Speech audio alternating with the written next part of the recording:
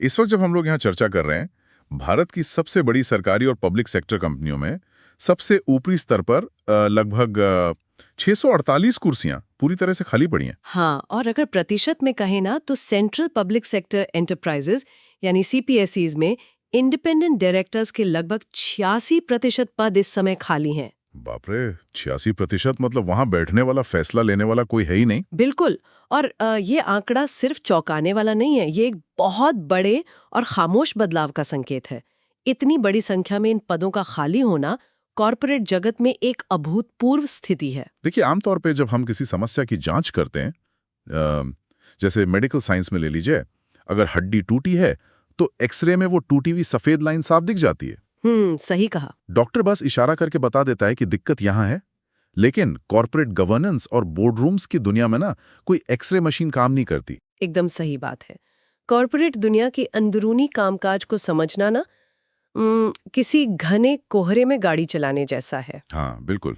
मतलब बाहर से सब ठीक लगता है, लेकिन अगला मोड़ कितना खतरनाक होगा ये सिर्फ ड्राइवर या उसके बगल में बैठा नेविगेटर ही जान सकता है। और यहीं पर आज की हमारी ये गहन चर्चा बेहद अहम हो जाती है। आज का हमारा विषय है governance guide, the road map to Indian independent directorship. जी। और आज हमारा मकसद सिर्फ ये समझना नहीं है कि ये खाली कुर्सियां क्यों हैं, बल्कि ये जानना है कि कैसे कोई भी व्यक्ति, चाहे वो कॉमर्स बैकग्राउंड का हो या ना हो, नए स्किल्स सीखकर इसका हिस्सा बन सकता है। बिल्कुल। और ये एक बहुत ही सुनहरा अवसर है। तो शुरुआत यहीं से करते हैं। अचानक से इन पदों के लिए इतने बड़े पैमाने पर मांग क्यों पैदा हो गई है? इसके पीछे ना कोई एक कारण नहीं है, बल्कि 3 अलग-अलग ताकतों का एक साथ मिलना है। सबसे पहली और बड़ी ताकत है भारत की अर्थव्यवस्था की रफ्तार। हम 2030 तक $10 ट्रिलियन की जीडीपी बनने की राह पर है। जब इकोनॉमी इतनी तेजी से भागती है तो कंपनियों का दायरा बढ़ता है, विदेशी निवेश आता है। सही बात है। और इन सबको सही दिशा में चलाने के लिए बहुत सारे योग्य लोगों की जरूरत पड़ती है जो कंपनियों पर नजर रख सके। अच्छा, ये तो इकोनॉमी का स्वाभाविक विस्तार हुआ, लेकिन जो लोग पहले से इन कुर्सियों पर बैठे थे वो अचानक कहाँ चले गए? हाँ, वही। यही हमारी दूसरी ताकत है, जिसे कॉर्पोरेट दुनिया में ग्रेट बोर्ड रिफ्रेश कहा जा रहा है। Great board refresh. हाँ, दरअसल पहले बोर्ड रूम्स चंद गिने चुने परिवारों, दोस्तों या जान पहचान वालों का एक एक्सक्लूसिव क्लब हुआ करते थे। एक बार कोई डायरेक्टर बन गया तो वो 20-30 साल तक वहीं जमा रहता था। अपना ही राज चलता था। बिल्कुल। लेकिन अब सिस्टम ने एक सख्त नियम लागू कर दिया है, 10 साल की टर्म लिमिट। कोई भी व्यक्ति 10 साल से ज्यादा एक ही कंपनी के बोर्ड में नहीं रह सकता। अरे वाह! तो इस नियम ने एक तरह से उस ओल्ड बॉयज क्लब को तोड़ दिया है। एकदम सटीक विश्लेषण है आपका। इसी नियम के कारण हर साल हजारों पुराने डायरेक्टर्स को रिटायर होना पड़ रहा है, और जब वो जाते हैं तो पहली बार बोर्ड में आने वाले नए चेहरों के लिए जगह बनती है। समझ गया। और तीसरी ताकत क्या है? तीसरी ताकत है एसएमई आईपीओज यानी स्मॉल एंड मीडियम एंटरप्राइजेस के इनिशियल पब्लिक ऑफरिंग्स में आया जबरदस्त उछाल। पिछले कुछ समय में इसमें लगभग 6 गुना की वृद्धि हुई है। अच्छा, अगर मैं इसे सही से समझ रहा हूं, तो जब कोई छोटी या पारिवारिक कंपनी शेयर बाजार में लिस्ट होती है और आम जनता का पैसा उसमें लगता है, तो कानून उन्हें भी मजबूर करता है कि वो बाहरी लोगों को शामिल करें। जी बिल्कुल। और चूंकि ऐसे हजारों नई कंपनियां बाजार में आ रही हैं, तो उन्हें रातों रात इंडिपेंडेंट डायरेक्टर्स की एक भारी फौज चाहिए। मतलब ये एक म्यूजिकल चेयर्स के खेल जैसा हो गया है। हाँ, लेकिन एक बहुत ही दिलचस्प ट्विस्ट के साथ। इस खेल में कुर्सियां ज्यादा हैं और खेलने वाले कम हैं। अगर आप सही समय पर इस कमरे में घुस जाते हैं तो एक कुर्सी आपकी पक्की है।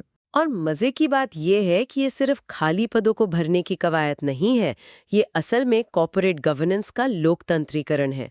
अब बोर्डरूम्स के दरवाजे आम प्रोफेशनल्स के लिए भी खुल रहे हैं। यही बात मुझे सबसे ज्यादा हैरान करती है, क्योंकि आम धारणा तो यही है कि बोर्डरूम में बैठने के लिए या तो आपको चार्टर्ड अकाउंटेंट होना चाहिए या फिर कोई बहुत बड़ा कॉर्पोरेट वकील। हाँ, जिसे कंपनी लॉ की मोटी मोटी किताबें रटी हों। तो अगर मैं पूछूं कि इन खाली कुर्सियों पर असल में बैठ कौन सकता है? ये गवर्नेंस की दुनिया का सबसे बड़ा मिथक है, जिसे तोड़ना बहुत जरूरी है। सच तो ये है कि इसके लिए आपका सीए या वकील होना कतई जरूरी नहीं है। अच्छा। जी, कोई भी प्रोफेशनल, चाहे वो कोई होटल मैनेजर हो, डॉक्टर हो, कृषि सलाहकार हो, टीचर हो, किसी एनजीओ का कार्यकर्ता हो या फिर कोई रिटायर्ड मिलिट्री ऑफिसर ही क्यों न हो, वो इसके लिए पूरी तरह योग्य है। क्या बात कर रहे हैं? हाँ, यहाँ तक कि विदेशी नागरिक और एनआरआई भी एक वैलिड डायरेक्टर आइडेंटिफिकेशन नंबर यानी डिन के साथ इसके लिए पात्र हैं। रुकिए, मैं इसे एक उदाहरण से समझने की कोशिश करता हूँ। जैसे हमने आज एक डिटेल्ड एग्जाम्पल क्रिएट और प्रेजेंट किया है पवन ठाकुर का, जो ठाकुर प्रॉपर्टी कंसल्टेंसी चलाते हैं।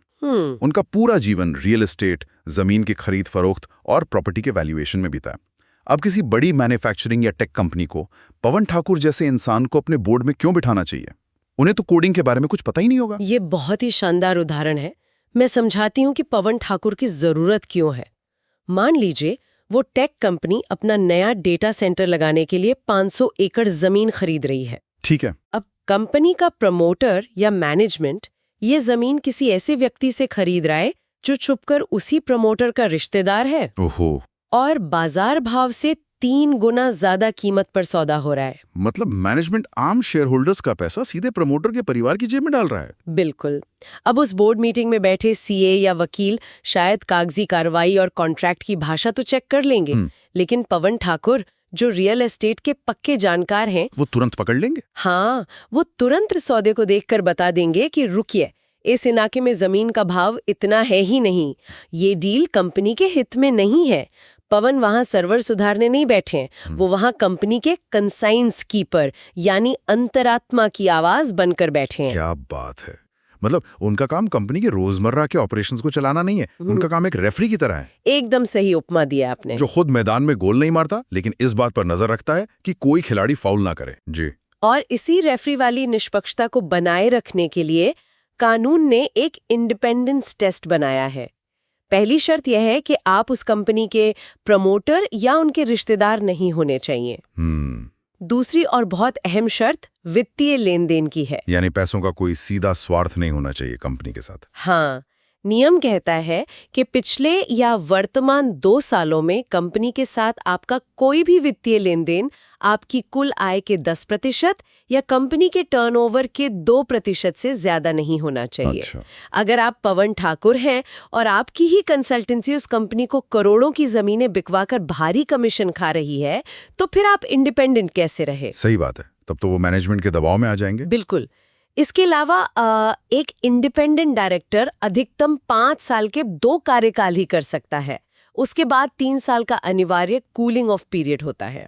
ये 3 साल का गैप शायद इसलिए रखा गया है ताकि डायरेक्टर और मैनेजमेंट के बीच कोई बहुत गहरी या अनुचित दोस्ती ना पनप जाए। जी बिल्कुल, इसीलिए। अब अगर कोई पवन ठाकुर या कोई और पेशेवर व्यक्ति इतनी बड़ी जिम्मेदारी उठा रहा है, कंपनी के अरबों रुपए के फैसलों पर पहरेदारी कर रहा है, तो जाहिर है वो ये काम मुफ्त में तो करेगा नहीं। इस भूमिका के बदले में उन्हें मिलता क्या है? देखिए, बोर्ड में इंडिपेंडेंट डायरेक्टर्स के पास बहुत बड़ी पावर होती है, खासकर कमेटियों के जरिए। कानून के अनुसार कंपनी की ऑडिट कमेटी, जो कंपनी के पूरे बही खाते की जांच करती है, उसमें बहुमत इन्हीं का होना जरूरी है। इसी तरह नॉमिनेशन एंड रेम्यूनरेशन कमेटी, जो ये तय करती है कि टॉप मैनेजमेंट को कितनी सैलरी मिलेगी, उसमें भी आधे या 2/3 इंडिपेंडेंट डायरेक्टर्स होने चाहिए। मतलब कंपनी की तिजोरी की चाबी और बॉस की सैलरी दोनों पर इन्हीं का सीधा कंट्रोल है। तो फिर इनकी अपनी कमाई कैसे होती है? कोई फिक्स सैलरी होती है क्या? नहीं, फिक्स्ड सैलरी नहीं होती। इनकी कमाई 3 तरीकों से होती है। पहला, हर बोर्ड मीटिंग में शामिल होने की सिटिंग फीस। दूसरा, उनके सफर और ठहरने का खर्च। अच्छा। और तीसरा और सबसे बड़ा हिस्सा होता है कंपनी के मुनाफे पर आधारित कमीशन। टॉप लेवल के इंडिपेंडेंट डायरेक्टर्स इन सब को मिलाकर साल का 1 करोड़ रुपए से भी ज्यादा आसानी से कमा लेते हैं। बाप रे। और मजे की बात यह है कि एक पार्ट टाइम रोल है। पवन ठाकुर अपनी प्रॉपर्टी कंसल्टेंसी चलाते हुए भी 3-4 कंपनियों के बोर्ड पर बैठ सकते हैं। ये बात सच में बहुत आकर्षक है, लेकिन यहाँ मुझे एक बहुत बड़ा विरोधाभास नजर आ रहा है। आप कह रही हैं कि इन्हें सिटिंग फीस और कमीशन मिलता है, लेकिन इन्हें ईसॉप्स क्यों नहीं दिए जाते? आज के स्टार्टअप कल्चर में तो हर कोई ईसॉप्स के जरिए ही अपनी संपत्ति बनाता है। मैं चाहती थी कि आप ये सवाल पूछें। ऊपर से देखने में लगता है कि ईसॉप्स देने से डायरेक्टर कंपनी की भलाई सोचेगा, लेकिन गवर्नेंस के नजरिए से ये एक बहुत बड़ा खतरा है। वो कैसे? इसे लालच और जिम्मेदारी की लड़ाई की तरह समझिए। अगर एक इंडिपेंडेंट डायरेक्टर के पास करोड़ों रुपए के ईसॉप्स हैं, तो वो रातों रात एक शेयर होल्डर बन जाता है। हाँ, और फिर उसका स्वार्थ शेयर की कीमत बढ़ने में हो जाएगा। ठीक यही बात है। मान लीजिए मैनेजमेंट कोई ऐसा फैसला लेता है जो नैतिक रूप से गलत है, लेकिन उससे कंपनी का शेयर कुछ महीनों के लिए रॉकेट की तरह ऊपर चला जाएगा। अब उस डायरेक्टर को ईसॉप्स मिले हुए हैं, तो वो उस गलत फैसले पर आंख मूंद सकता है। क्योंकि शेयर का दाम बढ़ने से उसकी अपनी जेब भर रही है। बिल्कुल, उसका काम रेफरी का था, लेकिन ईसॉप्स उसे एक लालची खिलाड़ी बना देते हैं। वाह, ये तो बहुत ही गहरा लॉजिक है। ईसॉप्स पर पाबंदी लगाकर कानून असल में उनकी निष्पक्षता को बचा रहा है। लेकिन अगर पावर इतनी बड़ी है तो इसके जोखिम भी यकीनन बहुत बड़े होंगे। अगर कुछ गलत होता है तो क्या ये डायरेक्टर्स बच सकते हैं? देखिए, कानून में इन्हें सेफ हार्बर नाम की एक सुरक्षा दी गई है। मतलब कंपनी में रोजमर्रा की छोटी मोटी गलतियों के लिए इन्हें दोषी नहीं ठहराया जाता। राहत की बात है। लेकिन और ये एक बहुत बड़ा लेकिन है, अगर इनकी जानकारी में, इनकी सहमति से या इनकी घोर लापरवाही के कारण कंपनी में कोई फ्रॉड होता है तो फिर कोई बचाव नहीं है। फिर क्या होता है? इन्हें भारी जुर्माना भरना पड़ सकता है, कानूनी कार्रवाई का सामना करना पड़ सकता है और जेल भी हो सकती है। और सबसे बड़ी बात, एक झटके में इनकी बरसों की कमाई हुई इज्जत मिट्टी में मिल सकती है। अब मुझे वो घने कोरे वाली बात समझ आ रही है। एक गलत मोड़ आपकी पूरी जिंदगी की साख खत्म कर सकता है। जी। इतने भारी जोखिम और इतने शानदार इनाम को देखते हुए मेरा मानना है कि कंपनियां सड़क चलते किसी को भी तो बोर्ड में नहीं बिठा लेंगी। अगर किसी को बोर्ड रूम तक पहुंचना है तो वो ये कैसे साबित करेगा कि वो इस भूमिका के लिए तैयार है? इसके लिए एक बहुत ही स्पष्ट और 4 कदमों वाला रोड मैप मौजूद है। पहला कदम है सरकारी सिस्टम में अपनी मौजूदगी दर्ज कराना। वो कैसे होता है? आपको मिनिस्ट्री ऑफ कॉर्पोरेट अफेयर्स यानी MCA और Indian institute of corporate affairs यानी IICA के इंडिपेंडेंट डायरेक्टर्स डेटा बैंक में अपना रजिस्ट्रेशन कराना होता है। अच्छा, तो मतलब सरकारी खाते में अपना नाम लिखवाना सबसे पहले जरूरी है। और दूसरा कदम? दूसरा कदम है IICA का एक ऑनलाइन प्रोफिशिएंसी एग्जाम पास करना। रुकिए, एग्जाम मतलब अगर कोई 25-30 साल का अनुभवी पेशेवर है तो उसे भी टेस्ट देना होगा? हाँ, हालांकि 10 साल से ज्यादा अनुभव वाले कुछ खास प्रोफेशनल्स जैसे वकील या CA को इससे छूट मिली हुई है, लेकिन फिर भी एक्सपर्ट्स मानते हैं कि ये एग्जाम सभी को देना चाहिए। ऐसा क्यों? क्योंकि जब आप स्वेच्छा से ये परीक्षा पास करते हैं तो कंपनियों को ये संदेश जाता है कि आप कॉर्पोरेट गवर्नेंस के नियमों को लेकर वाकई गंभीर हैं। ये आपके प्रति रिक्रूटर्स का भरोसा बढ़ाता है। ठीक है, रजिस्ट्रेशन हो गया, एग्जाम पास कर लिया, अब तीसरा कदम क्या है? तीसरा कदम है अपना डिजिटल बोर्ड रूम तैयार करना। Digital board room? कहीं आप जूम या माइक्रोसॉफ्ट टीम्स की बात तो नहीं कर रही हैं? नहीं नहीं, डिजिटल बोर्ड रूम का मतलब है आपकी ऑनलाइन प्रोफेशनल प्रेजेंस, खासकर लिंक्डइन पर। ओहो, अच्छा। सिर्फ सरकारी डेटा बैंक में नाम लिखवा लेना काफी नहीं है। आज के समय में प्रमोटर्स और हेडहंटर्स लिंक्डइन पर ही टैलेंट ढूंढते हैं। आपको अपनी प्रोफाइल को इस तरह ऑप्टिमाइज करना होगा कि आपकी एक्सपर्टीज दुनिया के सामने साफ तौर पर दिखे। समझ गया। और आखिरी यानी चौथा कदम? चौथा कदम है आधुनिक समय के स्किल सीखना। आज सिर्फ पुराना अनुभव काम नहीं आता। आपको ESG यानी environmental, social and governance policies को समझना होगा और सबसे बढ़कर आपको AI टूल्स का इस्तेमाल करना आना चाहिए। मुझे ये AI टूल्स वाला पॉइंट बहुत दिलचस्प लगा। अगर हम आज के मॉडर्न इंडिपेंडेंट डायरेक्टर की बात करें तो वो किसी डिजिटल जासूस से कम नहीं है। बिल्कुल। जरा सोचिए, किसी इंसान के लिए 200-300 पेज की उबाऊ एनुअल रिपोर्ट को पढ़ना नींद की गोली खाने से कम नहीं है। लेकिन अगर उसे AI टूल्स चलाने आते हैं तो वो उस रिपोर्ट को सिस्टम में डालकर कुछ ही मिनटों में सारी हेराफेरी पकड़ सकता है। मैं इसे एक कदम और आगे ले जाकर समझाती हूँ। जब हेराफेरी पकड़ने की बात आती है ना, तो एक डायरेक्टर के लिए सबसे बड़ा हथियार होता है बैलेंस शीट को पढ़ना। और इसके लिए CA होना जरूरी नहीं है। आपको बस बैलेंस शीट में छुपे रेड फ्लैग्स और ग्रीन फ्लैग्स पहचानने आने चाहिए। ये रेड फ्लैग्स छुपते कैसे हैं? अगर कंपनी का खजाना खाली हो रहा है तो वो तो साफ दिखेगा ना। कॉर्पोरेट फ्रॉड इतने सीधे नहीं होते। मैं आपको रेड फ्लैग्स के कुछ उदाहरण देती हूँ। मान लीजिए बैलेंस शीट दिखा रही है कि कंपनी के एसेट्स पिछले 5 साल से उतने ही हैं, लेकिन उन पर लिया गया कर्ज लगातार बढ़ रहा है। तो पैसा जा कहाँ रहा है? वही तो। या फिर एक और क्लासिक रेड फ्लैग है इन्वेंट्री का गोदामों में जमा होते जाना। अच्छा, मतलब ये वैसा ही है जैसे कोई दुकानदार सीना तानकर कहे कि उसका बिजनेस बहुत शानदार चल रहा है, लेकिन अगर आप उसकी दुकान के पीछे के कमरे में झांक कर देखें तो वहां रखे माल के डिब्बों पर मोटी धूल जमी हुई है। बिल्कुल सटीक उदाहरण है। कागजों पर इन्वेंट्री की वैल्यू करोड़ों में दिख रही है, लेकिन असलियत में वो कबाड़ हो चुकी है। एक और बड़ा रेड फ्लैग है रिसीवेबल्स का, कंपनी की सेल से भी ज्यादा तेजी से बढ़ना। रिसीवेबल्स मतलब जो पैसा बाजार से आना बाकी है। हाँ, इसका सीधा मतलब है कि कंपनी कागजों पर तो भारी सेल दिखा रही है, लेकिन असल में कस्टमर्स या तो पैसा दे नहीं रहे या वो सेल फर्जी है। बाप रे। दूसरी तरफ ग्रीन फ्लैग्स वो होते हैं जहां कंपनी के पास अच्छी लिक्विडिटी हो, मुनाफा उनके बैंक अकाउंट के कैश फ्लो से मैच करता हो और कर्ज कम से कम हो। ये सब सुनकर मुझे भारत के इतिहास के सबसे डरावने कॉर्पोरेट फ्रॉड की याद आ गई, सत्यम स्कैम।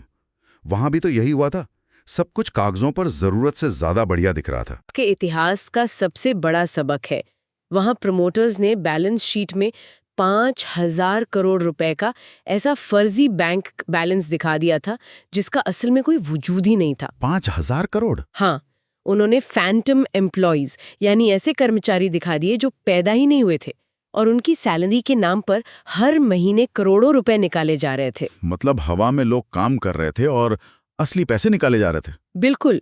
इस स्कैम ने ये साबित कर दिया कि एक इंडिपेंडेंट डायरेक्टर कभी भी मैनेजमेंट द्वारा दी गई फाइलों पर आंख मूंदकर भरोसा नहीं कर सकता।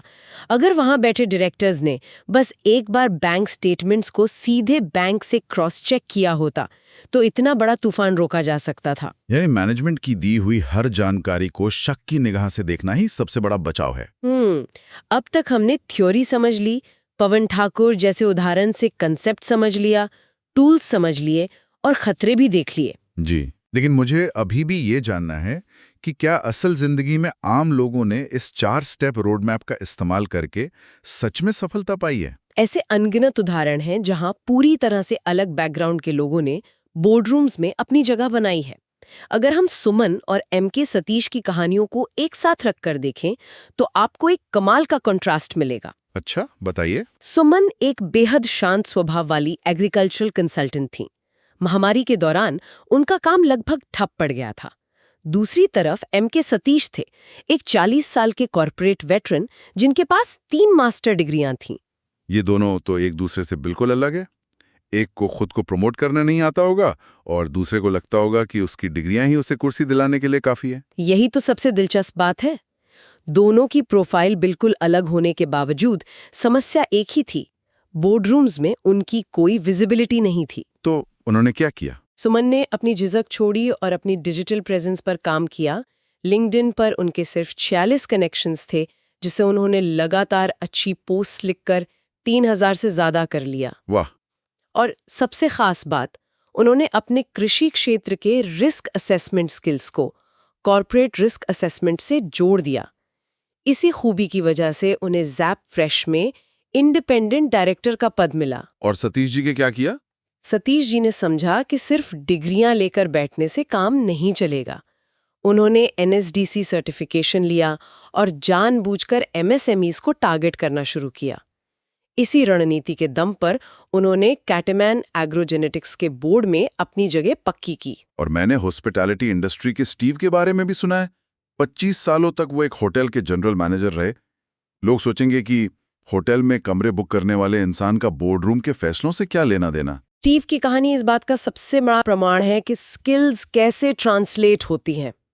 एक होटल मैनेजर की जिंदगी रोजमर्रा के संकटों को संभालने में गुजरती है। गुस्साए हुए मेहमान, नखरे वाले वेंडर्स और सख्त मैनेजमेंट। हाँ, सही बात है। इन सब के बीच शांति बनाए रखना, इसे स्टेक होल्डर मैनेजमेंट कहते हैं। जो व्यक्ति होटल की लॉबी में संकट को टाल सकता है, वो बोर्डरूम में प्रमोटर्स और माइनॉरिटी शेयर होल्डर्स के बीच के टकराव को भी बेहतरीन तरीके से सुलझा सकता है। और इसी वजह से वो जीटेक के बोर्ड तक पहुंचे। बिल्कुल।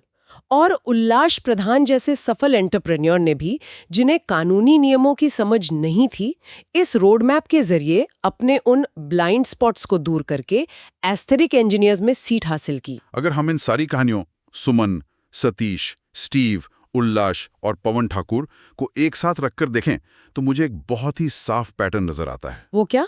बात सिर्फ इस पर निर्भर नहीं करती कि आपने पिछले 20 सालों में क्या काम किया है, बात इस पर निर्भर करती है कि आप अपने उस पुराने अनुभव को कॉर्पोरेट बोर्डरूम की भाषा में कैसे ट्रांसलेट कर पाते हैं। मैं आपकी इस बात से पूरी तरह सहमत हूँ। अगर हम आज की इस पूरी चर्चा को एक सूत्र में पिरोएं, तो निष्कर्ष यही निकलता है कि इंडिपेंडेंट डायरेक्टरशिप सिर्फ एक कुर्सी का नाम नहीं है। ये एक सोचने का तरीका है, एक माइंडसेट है। बिल्कुल सही कहा आपने। और किसी भी सीखने वाले व्यक्ति के लिए इसमें सबसे बड़ा सबक यही है कि सफलता की कोई एक सीधी लकीर नहीं होती। आपको पुरानी चीजों को भूलना आना चाहिए और वक्त के साथ नए स्किल्स सीखना आना चाहिए। जो खुद को ढाल सकता है, उसके लिए कुछ भी नामुमकिन नहीं है। एकदम सही। आज की ये चर्चा इस बात को पूरी तरह प्रमाणित करती है कि तेजी से बदलती इस दुनिया में अपने आप को निखारना और किसी एक समस्या को अलग-अलग नजरियों से देखना कितना जरूरी है। जी, गवर्नेंस का ये नया दौर सिर्फ फाइनेंस के पंडितों के लिए नहीं है, बल्कि उन सब के लिए है जो निष्पक्ष रह सकते हैं और सही सवाल पूछने की हिम्मत रखते हैं। बिल्कुल। तो इन सब गहरी बातों के साथ आज की हमारी इस चर्चा को हम यहीं विराम देते हैं। लेकिन जाने से पहले एक ऐसा सवाल है जिस पर हम सबको आगे चलकर विचार करना चाहिए। हमने थोड़ी देर पहले चर्चा की थी कि आज के समय में एआई टूल्स कुछ ही मिनटों में भारी भरकम बैलेंस शीट पढ़कर कंपनी की सारी हेराफेरी पकड़ सकते हैं। हाँ, तो जरा सोचने वाली बात है, जब तकनीक इतनी एडवांस हो रही हैं और मशीनें इंसानों से बेहतर रेड फ्लैग्स पकड़ने लगी हैं, तो क्या आने वाले 10 या 15 सालों में कॉर्पोरेट बोर्डरूम्स का असली कॉन्शियस कीपर या रेफरी कोई इंसान होगा या फिर कोई बहुत ही एडवांस्ड बिना लालच वाला एल्गोरिदम? ये सोचने वाली बात है।